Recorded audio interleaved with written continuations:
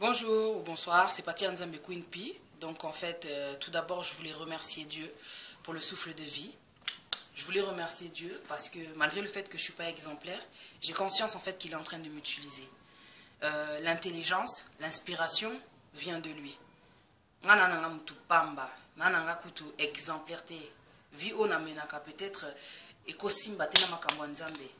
mais comme je disais dans d'autres vidéos, Atinda Yesu mwana na yeba bomaye.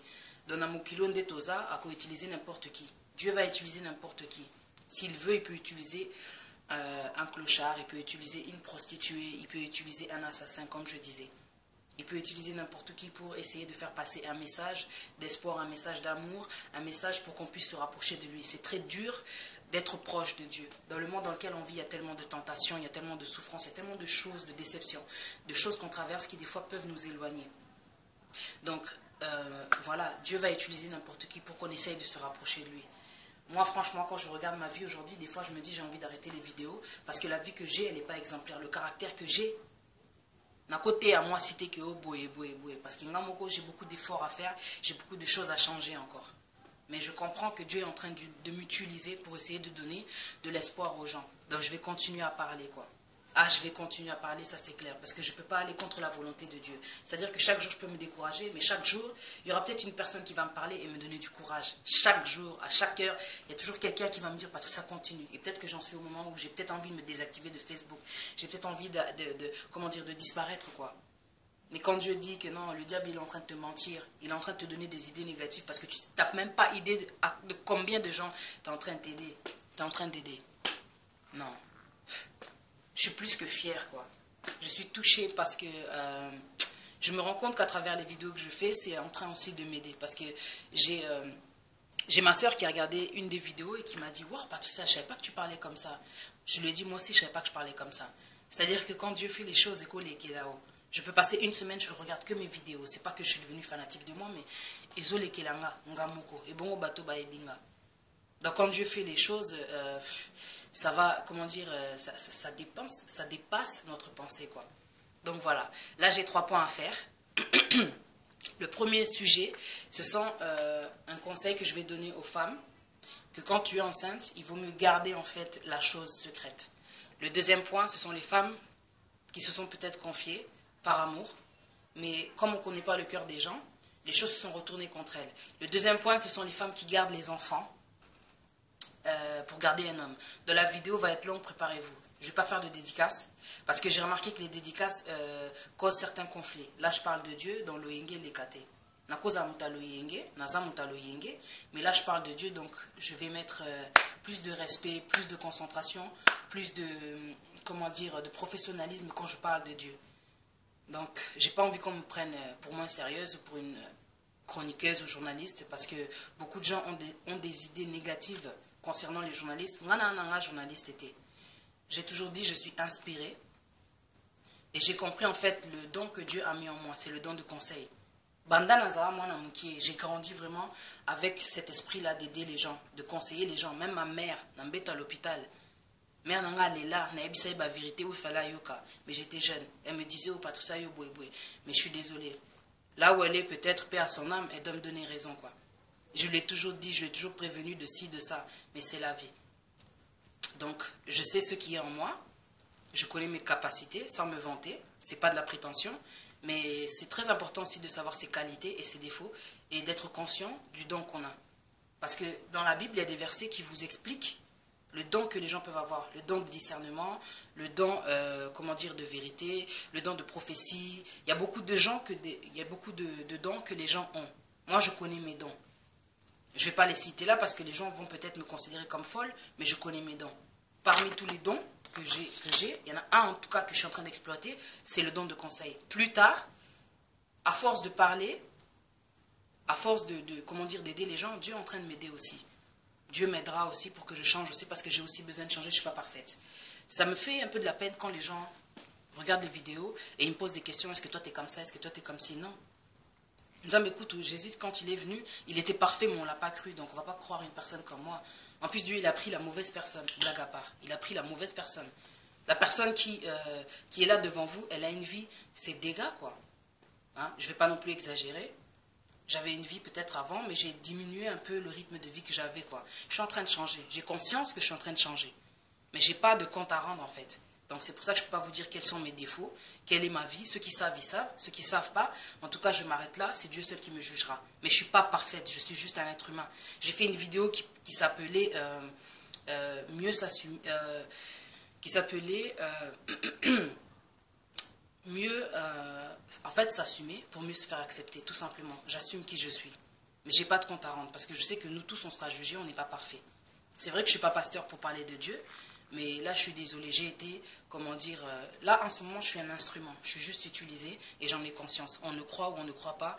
En tout cas, tout ce que je sais, c'est qu'il y a des gens qui ont besoin d'aide. Il y a des gens qui, quand ils regardent les vidéos, qui sont touchés, ça leur donne du courage, ça leur donne de l'espoir. Et en tout cas, ça me fait du bien parce que en retour, Dieu me bénit, quoi. Dieu m'aide aussi à changer parce que voilà quoi, on n'est pas parfait. Donc voilà, je vais en venir au premier point. Ça va être bref. Le premier point, c'est alors l'histoire d'une femme qui a eu 3 grossesses. La première grossesse, elle a eu une fausse couche. La deuxième grossesse, c'était aussi une fausse couche. Elle a compris, elle s'est dit ok. Comme en fait, j'arrête pas de faire des fausses couches, la troisième grossesse, quand Dieu me permettra, je vais garder ça pour moi. Parce que Dieu dit, maudit soit l'homme qui se confie à l'homme. Quand tu vas te confier à quelqu'un, tu ne sais pas ce qu'il pense. C'est peut-être une personne qui n'arrive pas à avoir des enfants. C'est peut-être un sorcier. Il a besoin de sang, allez qui s'abattent. Il a besoin de faire passer, de sacrifier des vies pour pouvoir avoir de la chance dans la vie, de l'argent, ou bien de la chance en amour, on ne sait pas. Là, je vous dis des choses qui existent, qui sont vraies. Il y a des réalités qui existent. C'est-à-dire qu'on entend beaucoup de choses, on n'est pas sourd. On sait que non, il y a certaines choses qui existent. Des fois, on n'y croit pas parce qu'il y a le visible et l'invisible, mais ça existe. Donc, cette femme, pour la troisième grossesse, Dieu lui a fait grâce. Elle a décidé de rien dire. C'est une femme qui prie beaucoup. Elle s'est retirée même du cadre de l'église. Elle n'allait plus à l'église. Elle restait à la maison avec son mari pendant 9 mois. Elle est restée chez elle. Elle priait, elle priait, elle priait, elle priait, elle faisait des jeûnes. Dieu lui a fait grâce. Elle a accouché d'un enfant, un bel enfant. Que Dieu soit béni pour ça. Le deuxième point, c'est l'histoire d'une femme. Alors là, je vais détailler parce que son histoire, elle m'a touchée, elle m'a donné le courage de continuer. Elle m'a montré la grandeur de Dieu, la splendeur de Dieu, la magnificence de Dieu. Elle m'a montré à quel point, donc Dieu est un Dieu de, comment dire, Asa, Nzambabika, moi.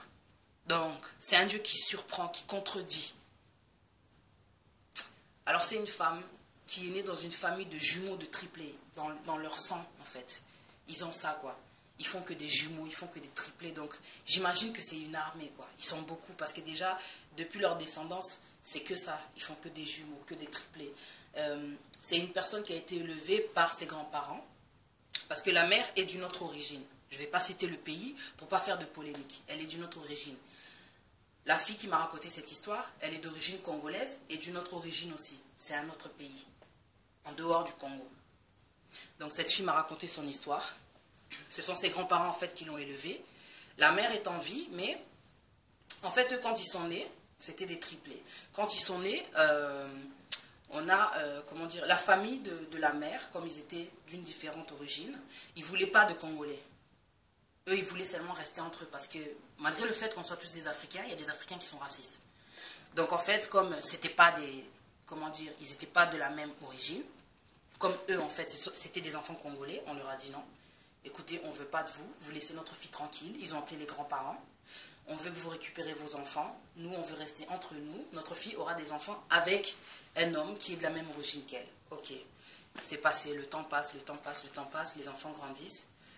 Alors, comme je vous le disais tout à l'heure, juste pour vous le rappeler, ce sont des triplés. Le frère est mort. Donc, il restait les jumelles, du coup, parce que ce sont des triplés, le frère est mort, il restait des jumelles. Il y en a une, elle a fait sa vie, elle a rencontré un homme qui est d'une différente origine aussi, qui n'est pas congolais. Apparemment, l'homme, il avait, comment dire, il a sa mère. Sa mère, apparemment, c'était quelqu'un qui faisait des choses, on va dire, mystiques. La jeune fille, quand elle tombait enceinte, en tout, en gros, elle a fait 5 fausses couches. De triplés, de jumeaux, de triplés, de jumeaux, de triplés. Donc, une puissance, quoi. Parce que quand vous naissez à 2 ou à 3, c'est une force. Vous êtes soudés, vous êtes puissants, vous êtes... Bah, jumeaux, déjà, dans mon année, ils naissent avec une puissance qui est, comment dire, ils sont connectés, quoi. Parce que, wow, c'est comme le système de portable, quoi. Il y a un jumeau qui peut être là dans le sud et l'autre dans le nord. S'il y a un problème, ils vont le sentir. Waouh. J'aurais aimé que Dieu me donne des jumeaux. Dieu merci, j'ai des enfants, c'est tout ce qui compte. Mais je suis fanatique des jumeaux. C'est parce que je sais qu'ils ont un pouvoir qu'on ne peut pas expliquer, quoi. Alors cette femme, elle a eu 5 fausses couches. Pour la sixième grossesse qu'elle a eue, elle a compris qu'il y avait quelque chose qui n'y allait pas. Elle était partie à l'hôpital et on lui avait dit, bon, le docteur, hein, c'était un Africain, il lui a dit, pour cette grossesse, je vais te conseiller de prier. Il faut que tu t'éloignes aussi de la personne avec qui tu es. Elle lui a donné beaucoup de conseils. Peut-être pas je ne pense pas qu'elle lui a conseillé de s'éloigner de la personne avec qui elle était, mais elle lui a dit, en fait, en tout cas, il faut que tu sois discrète sur cette grossesse, mais je vais tout faire. Ces enfants-là vont naître. Elle est enceinte encore de jumeaux. Elle est enceinte encore de jumeaux. Donc quand elle est rentrée chez elle, voilà, avec le temps, elle a gardé les choses. Elle n'a pas voulu dire qu'elle était enceinte. Elle a préféré dire à son mari que non, il est temps que j'aille chez ma soeur et tout et tout. Bon, le mari, bien sûr, il n'a pas trop compris, il s'est fâché, tout ça. Mais bon, au final, la fille a pris quelques affaires. Elle est partie chez sa soeur se réfugier. Elle n'a même pas dit aussi à sa soeur qu'elle était enceinte. Mais comme ses soeurs sont aussi des triplés, je crois même des jumelles, mais bon, bref, triplés, jumelles. C'est, comme je disais, c'est une famille de triplés, de jumeaux. Donc, en fait, ils ont un certain pouvoir aussi. C'est-à-dire qu'un jour, ils se sont mis à prier.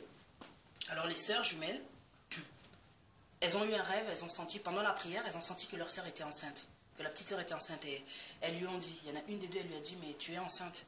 Oui, elle lui a dit la vérité, c'est vrai que je suis enceinte et tout ça. Voilà, parce qu'il y a eu ci, il y a ça, donc j'ai préféré garder la chose, mais tu es enceinte et tout. Elles ont continué à prier, elles ont continué à prier. La fille a fait un rêve pendant la prière, elle a vu sa soeur pleurer. Sa soeur pleurer, pleurer, pleurer. Et à un moment donné, elle s'est arrêtée de pleurer. Et elle a vu sa soeur jumelle, comment dire, lui dire en fait que, pas lui dire, elle a vu sa soeur jumelle qui tenait des enfants, des draps bleus. Donc, au-delà de tout ce qui se passait, parce qu'en fait, entre-temps, ce que j'ai oublié de dire, c'est que comme en fait le frère était mort, la sœur aussi est morte, et je vais vous raconter en fait comment est-ce qu'elle est morte. Donc pendant qu'il priait, elle a vu sa sœur qui était décédée pleurer, pleurer, pleurer, mais à un moment donné elle s'est arrêtée de pleurer et elle lui a montré des enfants, des jumeaux quoi, c'était des draps bleus, donc ça allait être des garçons. Donc elle a continué, voilà la prière s'est arrêtée. Il y a eu même un soir où elle a rêvé... elle arrivait en fait de serpents, 3 serpents. Il y en avait un qui était noir et rouge, donc le plus puissant quoi. Il y avait des gros serpents, 2 peut-être ils étaient gros, un il était noir et rouge. Ils essayaient de s'approcher d'elle, mais il y a eu une lumière qui est venue contrer en fait le passage des serpents. Donc celui qui était noir et blanc, il a fui aussi. Celui qui était noir et rouge, pardon, il a fui. Il a fui. Donc il y a beaucoup de choses qui se passent pendant la grossesse. Et aussi Dieu, compris ou compris pas, des fois il nous montre des choses. Il nous montre des choses, il veut nous expliquer qu'on est attaqué. On est attaqué parce qu'il y a des enfants qui naissent avec des pouvoirs, qui naissent avec des chances, qui naissent avec, comment dire, des choses tellement extraordinaires. Ça peut aussi changer la vie de la mère. Alors, voilà, donc dans ce rêve, la lumière a chassé les serpents. Donc elle a été délivrée. Alors, au bout de quelques temps, la vie continue, la grossesse se développe. Arrivé à un certain moment, il a fallu qu'elle aille à l'hôpital pour aller accoucher. Comme ce sont des jumeaux, à un moment donné, il faut, comment dire, rentrer à l'hôpital pour que les enfants puissent sortir. Parce que souvent, les femmes qui sont enceintes de jumeaux doivent accoucher plus tôt, quoi. Parce qu'au bout d'un moment, ça peut étouffer les enfants et tout, et tout. Donc voilà, elle est rentrée à l'hôpital, les enfants sont nés et tout, et tout. Et je pense que c'est une semaine après, il y a un des jumeaux qui est décédé. Et le jour, en fait, où le jumeau est décédé, la belle-mère de la fille est décédée. Parce que le salaire du péché, c'est la mort. Parce qu'en fait, ce qui se passait, c'est que la mère, comment dire, la belle-mère de la fille, était une personne qui était en contact avec un marabout, étant en vie. Elle appelait tout le temps le marabout. Pendant que la jeune fille était enceinte, la belle-mère la stressait. Elle appelait des fois à 7 h du matin. Oh, ceci, cela, oh, ceci, cela. Ça stressait la belle-fille. Ça la stressait. Donc, durant toutes ces grossesses où elle a fait des fausses couches, c'était la mère qui était coupable en fait. Alors un jour, la belle-mère a appelé le marabout et le marabout lui a dit, il faut que tu demandes pardon à cette fille, à qui tu fais du mal, à qui tu fais couler le sang. Il faut que tu lui demandes pardon. C'est-à-dire que même le marabout, il a senti la puissance de Dieu. C'est-à-dire que si toi tu ne parles pas, tu vas y passer. Mais il faut que tu dises à cette femme-là, qui touche les enfants d'une innocente, que si elle ne fait pas attention, elle aussi elle va y passer. Donc, il se trouve que la belle-mère aussi avait appelé la jeune fille, elle lui a dit, oui, il faut que je dise la vérité. En fait, mon fils, donc le père de tes tes enfants, il a une femme là-bas, et tout, donc voilà. Elle a demandé pardon, mais c'était pas un pardon qui était clair. Parce qu'elle n'a pas dit que c'était à cause d'elle si ses enfants mouraient. Que les enfants, mouraient, quoi, oui. Parce que voilà, il y a du sang qui coulait. À cause de tout ce qu'elle faisait, à cause de toutes les conversations qu'elle avait avec le marabout, le sang coulait. Et le marabout lui avait dit, si tu ne demandes pas pardon à cette fille, en tout cas, tu vas le regretter, quoi. Voilà. Donc, ce qui fait que la belle-mère a demandé pardon, mais étrangement, le jour où la jeune fille a eu l'enfant, a eu les enfants, pardon, parce que ce sont des jumeaux, il y en a un qui est mort. Le jour où le jumeau est mort, la femme, la belle-mère est morte le même jour. Elle est morte le même jour. Donc je rappelle encore, le salaire du péché, c'est la mort. Tout se paye ici-bas. C'est pas que Nazar s'est là, mais Nzamba ko sarate. Nzamba ti karabana na été. Tu vois. Donc malgré que la belle-mère avait demandé pardon, elle continue toujours à attaquer la vie de la fille. Mais elle a oublié que c'est une fille, dans sa famille, c'est des jumeaux, des triplés. Ce sont une famille qui est tellement nombreuse et en plus une famille chrétienne. Donc il y a le feu de Dieu. Quand tu touches à un enfant de Dieu, dis-toi que ta vie, elle est en danger. La belle-mère est morte, le jour où l'enfant est mort. Donc la jeune fille à l'hôpital, elle pleurait son enfant, Mais quand elle s'est mise à pleurer à un moment donné, elle a eu de la joie. C'est comme si Dieu lui dit ne pleure pas. Parce que là où tu es, la personne aussi qui avait touché ton enfant, elle n'est plus dans ce monde. Elle n'est plus dans ce monde. Le temps est passé, l'enfant grandit, celui qui est resté, l'enfant grandit et tout. Malheureusement, il y a des choses qui nous suivent de génération en génération. La belle-mère était quelqu'un qui touchait les gris-gris, donc forcément ça a atteint son fils qui est le père des jumeaux. Donc le père des jumeaux, selon moi, je pense qu'il est resté aussi avec un esprit de sorcellerie, quoi. Parce que l'enfant a été, menacé, on va dire. Pas attaqué, parce qu'attaquer, ça serait trop fatal, menacé. Parce que l'enfant a un certain âge aujourd'hui, il est petit, mais il ne parle pas. En la présence de son père, il ne se sent pas à l'aise. On lui a donné un nom aussi du côté de l'autre, Bango en tant que Congolais, eux en tant que Congolais, ils leur ont donné un beau prénom qui signifie, une chose positive. Mais eux, de leur côté, la belle famille l'ont appelé d'un autre prénom. Je ne connais pas la signification. J'ai dit à la fille qu'il faut qu'elle aille chercher la signification du nom de cet enfant. Parce que quand tu appelles cet enfant par le nom que la belle famille lui a donné, il ne répond pas. En la présence de son père, il n'est pas heureux, il ne sourit pas. Il ne parle même pas. Il ne veut pas s'exprimer, il n'est pas à l'aise en la présence de son père. Une fois même, l'enfant était avec son père. Il a atteint les 42 degrés de fièvre. Il a dû rentrer à l'hôpital, on a appelé la mère en panique. Parce que chez elle, l'enfant n'est jamais tombé malade au point d'avoir 42 de fièvre.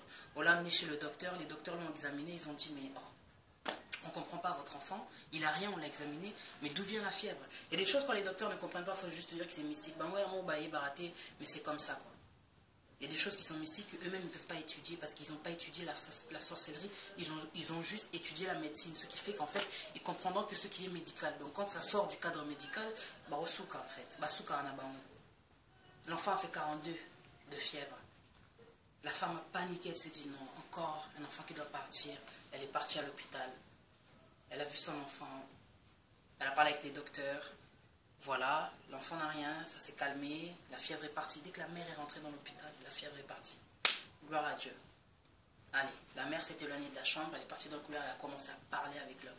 Et quand elle parlait, c'était le Saint-Esprit qui était en elle.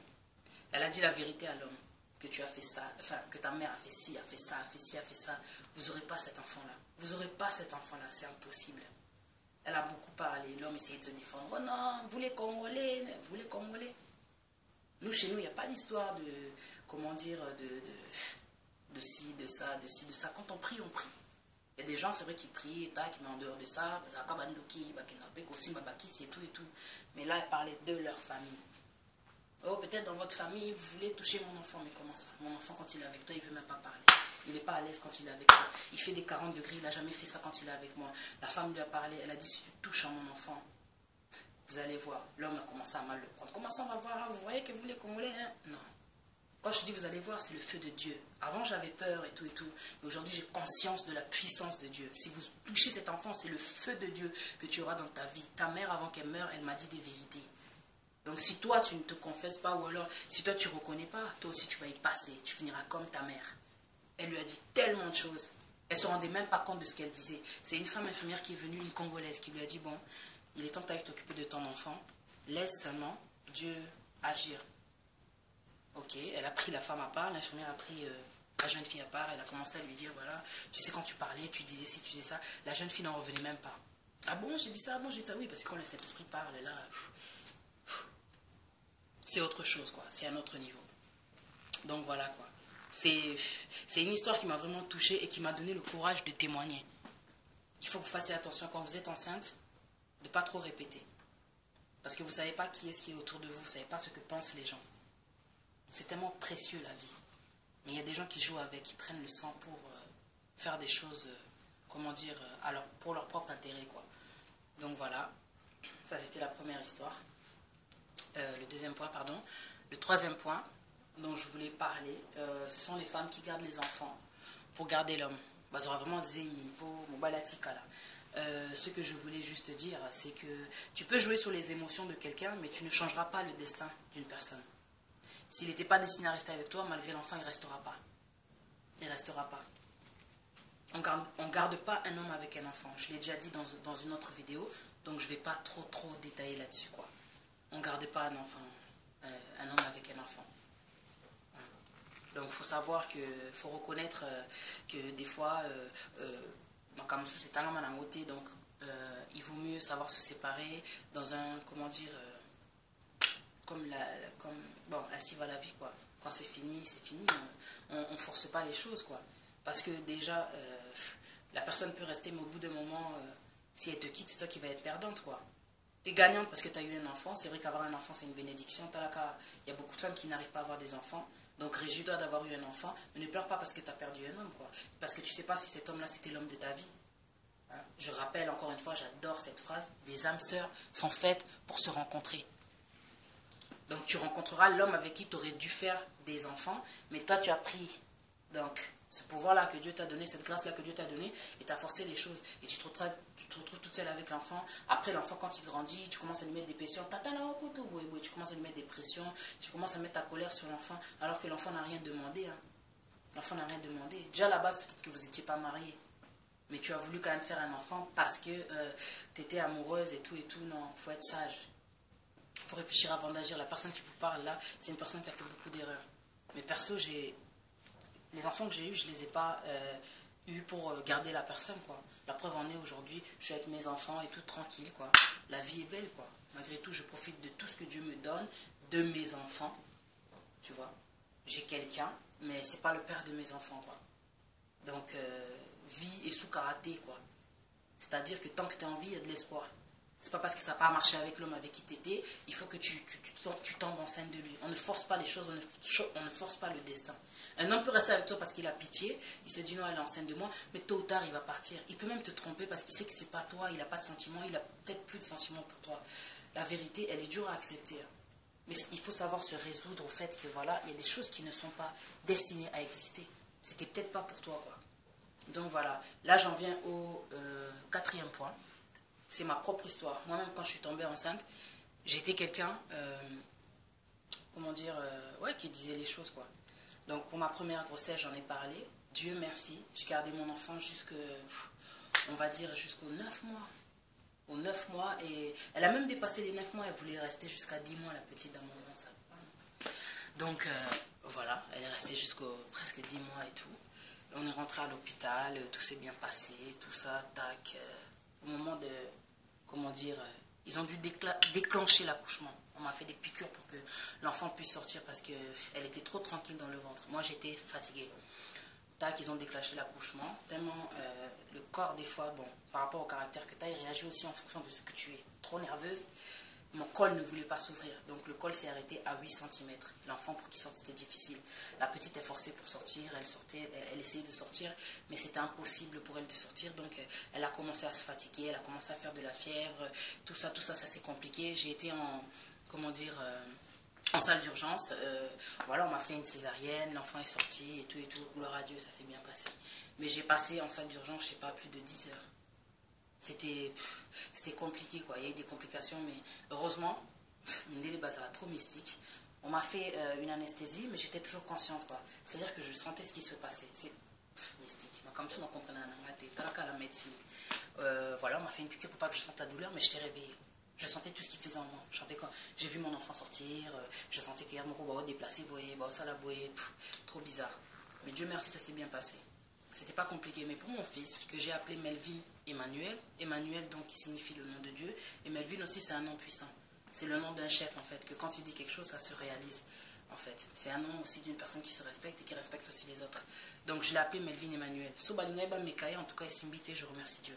Alors pour mon fils, c'était la grossesse en tout cas. Waouh! En dehors de celle de ma fille Maguilor, c'était la grossesse qui était trop compliquée, quoi. Mais je ne comprenais pas, parce que peut-être à l'époque je priais pas trop, mais je ne comprenais pas. Dès que je marchais, je perdais du sang. Et quand je dis perdais du sang, c'est-à-dire que j'avais l'impression de prendre un bain de sang, en fait. À chaque fois que je marchais, j'avais du sang partout. J'avais du sang partout, c'était horrible, c'était bouleversant. Mes enfants me voyaient, ma fille me voyait, mes soeurs me voyaient. Donc on ne comprenait pas trop, quoi. C'est avec le temps que j'ai compris, en fait, ça c'est autre chose, quoi. Mais j'accuse personne. Moi je dis toujours les gens qui m'ont fait du mal, pardon, parce que Dieu dit dans la parole qu'il faut savoir prier pour ceux qui vous persécutent. Moi, 7 mois de grossesse, à chaque fois que je marchais, quand je me mettais debout, je perdais du sang. Mais quand je disais du sang, c'était vraiment habité litre, quoi. À chaque fois je rentrais à l'hôpital, je sortais, je rentrais à l'hôpital, je sortais. Les docteurs m'ont dit ça suffit. Il faut que tu restes à l'hôpital. Je suis restée 1 mois hospitalisée. En plus, ils m'ont mis dans une chambre où les femmes étaient prêtes à accoucher. Donc, en fait, tu ne peux même pas te reposer. C'était stressant, quoi. Tac, l'enfant est né. Non, avant que l'enfant naisse, l'infirmière est venue me voir. Elle m'a dit, ok, on a décidé qu'on allait te faire une césarienne. Parce qu'en fait, le fait que tu perdes beaucoup de sang, c'est très dangereux pour l'enfant. L'enfant aussi peut mourir. Ou bien alors c'est toi. En fait, c'est l'un des deux, quoi. C'est pour ça qu'on t'a demandé d'être hospitalisé. Parce que le fait que tu perdais beaucoup de sang, c'est, c'était pas normal, quoi. Mais là, on a décidé, en fait, que ton enfant, on allait le faire sortir par césarienne, quoi. Donc, ils avaient déjà décidé d'une date, le 6. Le 6 avril, yoka chiffre, le 6. Le 6, c'est le nombre, c'est le chiffre du diable. Je dis non, mon fils ne va pas naître le 6. Ok, pour la césarienne, Bocha est le 7. Je veux le 7. Le 7, Nabikeza Oyanzambe. Tu vois. Bam et tout, le 7 aussi est arrivé, tac, l'enfant est né. Tout ça, il est né tout petit. Il est né prématuré, il est né tout petit. J'étais tellement inquiète, je ne voulais pas que les gens me touchent. Il était trop petit, mais qu'est-ce qu'il était beau. Qu'est-ce qu'il était beau. Allez, encore en allant à vitesse, quand tu restes à l'hôpital, tu viens d'accoucher, on va te garder juste 3 jours. 3 jours seulement. Pourtant, il est né prématuré. Mais bon, en France, c'est pas pareil. Quand il y a un an, même ma fille, elle n'est pas née prématurée, mais je suis restée longtemps à l'hôpital. Mais ici, on a habité, quoi. Bon, système médical, il y a Londres, on a habité, quoi. Anyway, alors, voilà, l'enfant, donc... On me l'a donné et tout ça, on est resté 3 jours à l'hôpital. Premier jour ça va, j'arrivais pas trop à dormir. Deuxième jour pareil, mais je voyais que mon enfant était calme, quoi. C'est un garçon calme, il dormait, il pleurait pas et tout. Le 3e jour, l'infirmière vient me voir et me donne des conseils pour comment ça doit se passer quand je serai à la maison. Comme il est petit, il faudrait que je fasse attention, il faudrait que je le lave comme ci, comme ça. Elle me parlait, je regarde mon fils, il devient tout bleu. Tout bleu, j'ai dit oh. Pendant que Nazaki Nazé Misro Abimi, le petit s'est arrêté de respirer. L'infirmière professionnelle, elle a pris le petit dans ses mains, elle a commencé à lui faire des massages cardiaques. Elle était tranquille, elle fait comme si voilà, elle connaît très bien son travail et tout, mais le petit ne réagissait pas, donc il ne respirait plus. Là où j'étais, j'ai dit mon Dieu, non. Expérience à Bouénon Koukate. J'ai perdu ma mère, et là il faut que je perde mon fils. Non. Je ne vais pas supporter. L'infirmière m'a regardé, elle m'a dit ok j'arrive, elle a pris mon fils, elle est partie. Là où j'étais, j'ai dit mon Dieu je compte sur toi. Moi il faut à vivre. Pour n'habiter sur une survivre ce qui à vivre. Allez, la télémie, l'infirmière, j'ai suivi l'infirmière et je suis venu là où elle avait posé mon fils. J'ai vu mon fils qui respirait comme s'il revenait de la vie, quoi. Donc en fait, on va dire pendant 3 minutes, il a arrêté de respirer. Les docteurs n'ont rien compris. Ils ont appelé le boss en fait des docteurs, il est venu, il a demandé ce qui s'était passé, il a examiné, il y a une femme qui est venue, elle a examiné, elle dit non, il a des problèmes de cœur, et tout, et tout. Oh, le boss, il a pris l'enfant, il a examiné, il a dit non, il n'a rien du tout. Il n'a rien du tout, on n'a pas compris ce qui s'est passé, et tout, et tout. Mais Bisoto Abba Congolais, en tant que chrétien, je sais aussi qu'il y a des attaques. Bah, mes kaki, pendant que j'étais enceinte, ça n'a pas réussi, ils ont voulu me faire craquer. Le jour où je dois sortir avec mon fils tranquillement, donc les kisaye n'a habité c'est quoi, mais heureusement que je pense toujours à Dieu quand je sais que non, il y a des moments où moi je peux rien faire. Talaka, c'est lui qui donne la vie, il la reprend, mais j'ai dit à Dieu, je ne vais pas supporter. Je ne vais pas supporter mon fils, il faut qu'il vive, quoi. Donc pendant que je marchais, je priais. Et j'ai vu mon fils respirer. C'est pour ça que mon fils, quand il a commencé à grandir, Dieu merci, j'ai eu un beau bébé, un gros bébé par la suite. Il s'est vraiment bien développé. Alors, au bout de quelques mois, je suis partie témoigner à l'église, quoi. Donc j'étais reconnaissante, en fait, de ce qui s'était passé. Moi-même, je sais ce que j'ai vécu. Je ne peux pas donner plus de détails que ça, mais ça a été dur, quoi. Ça a été dur. Donc voilà. Juste pour rappeler aux femmes que quand tu es enceinte, franchement, sois discrète. Sois vraiment discrète. Et puis aux femmes qui, comment dire, peut-être décident de tomber enceinte pour garder un homme, c'est bien d'avoir la capacité, la grâce de pouvoir faire des enfants, mais regardons un peu le monde dans lequel on vit. Tu vois, moi je n'ai que 2 enfants. Je me demande si je pourrais en avoir plusieurs, quoi. Ou bien peut-être 7 ou 5, comme j'avais décidé quand j'étais plus jeune, oui, j'aurais 5 enfants. Mais quand je vois l'allure à laquelle on est en train d'avancer, le monde dans lequel on vit, je me dis, je vais doser, quoi. Parce que je me demande quel sera l'avenir pour nos enfants et quels enfants on va donner à l'avenir. J'ai parlé avec un homme qui m'a donné cette phrase, mais il m'a fait beaucoup réfléchir. C'est pas être négatif, mais c'est être réaliste, quoi.